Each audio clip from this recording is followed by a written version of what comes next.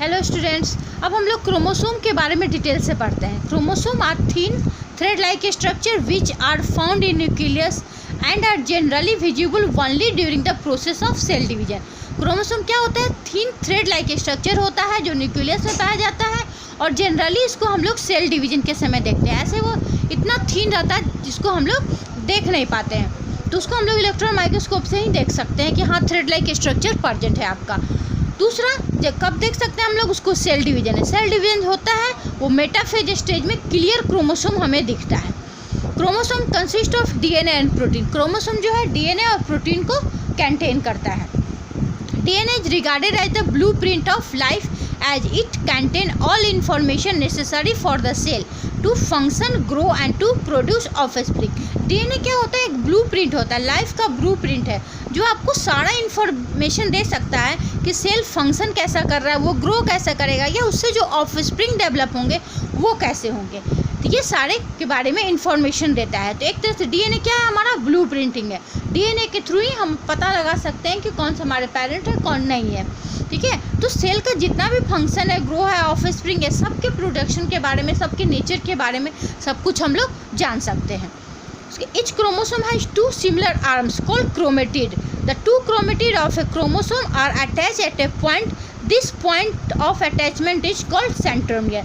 दो पॉइंट्स है जो अटैच रहता है, इसको हम लोग सेंट्रोमियर बोलते हैं। जैसे यहाँ फिगर पे आएंगे तो ये क्या हो गया? दो है जिसको हम लोग क्या बोलते हैं? क्रोमेटिड बोलते हैं। और दोनों को एक साथ बोलेंगे तो क्या हो जाएगा? Sister chromatid. और बीच वाला ये जो है इसको हम लोग सेंट्रोमियर बोलते हैं। ठीक है, The chromosome get its peculiar shape due to centromere. The terminal region on either side of chromosome are called telomere. जो टर्मिनल एंड होता है यानी कि जो क्रोमोसोम का लास्ट वाला एंड जो होता है, नीचे वाला जो पॉइंट है, इसको हम लोग टीलोसेंट्रिक बोलते हैं या टीलोमियर्स बोलते हैं। इसी के शेप के आधार पर सेंट्रोमियर का पोजीशन आपका चेंज होते रहता है। सेंट्रोमियर हमेशा चेंज होते रहता है। इसी के आधार पर हम लोग क्रोमोसोम्स को 4 टाइप्स में डिवाइड करते हैं। ठीक है, इसके पोजीशन के आधार पर, क्योंकि सेंट्रोमियर हमेशा चेंज होते रहता है। तो पहला हमारा क्या है? Metacentric chromosome. ठीक है, फर्स्ट है हमारा metacentric chromosome. In this type of chromosome the centromere is found in the middle and length of both arm are equal. Metacentric chromosome उसको बोलते हैं जिसमें कि मिडिल में आपका सेंट्रोमियर प्रेजेंट होता है और उसका जो दोनों क्रोमेटिड है वो दोनों इक्वल होता है यानी कि सेम होता है। यहाँ देखिए, ये है आपका मेटासेंट्रिक क्रोमोसोम जिसमें मिडिल में आपका सेंट्रोमियर है और ये जो क्रोमेटिड है दोनों सेम है, बराबर है, कोई लंबा छोटा नहीं है। सेकेंड है हमारा सब metacentric chromosome. In this type of chromosome the centromere is found to be slightly away from the middle part.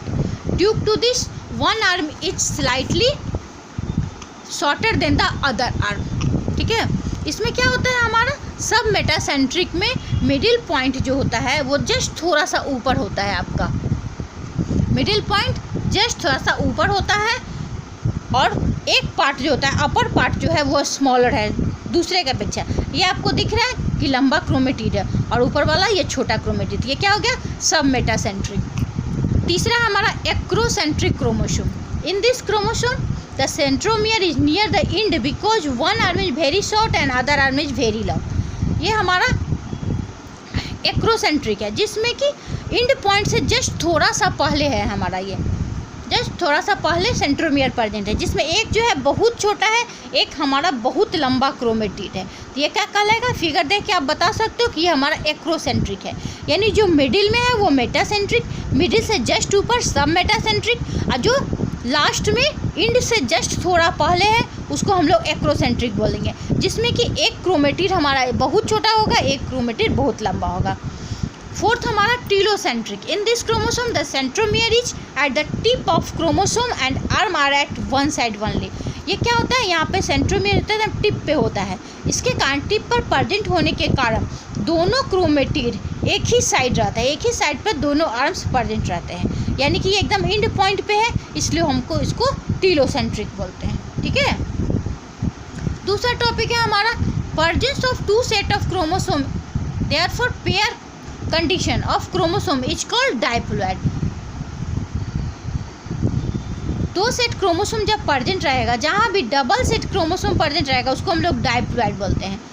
One set जहाँ प्रेजेंट रहेगा उसको हैप्लॉइड बने, यानी कि अनपेयर रहता है। A set comprising unpair chromosome of each kind is called haploid. जैसे कि हमारे बॉडी में, ह्यूमन बींग्स में 46 क्रोमोसोम होते हैं। 46 क्रोमोसोम में जहाँ 46 लिखा रहेगा वो हमारा डाइप्लॉइड हो जाएगा, और जहाँ 23 लिखा हुआ है वो हमारा हैप्लॉइड हो जाएगा, यानी कि जस्ट इसका हाफ हो जाता है। यानी कि ये जो हैप्लॉइड है वो अनपेयर क्रोमोसोम है, और 46 जो है डाइप्लॉइड हमारा पेयर क्रोमोसोम है। ओके।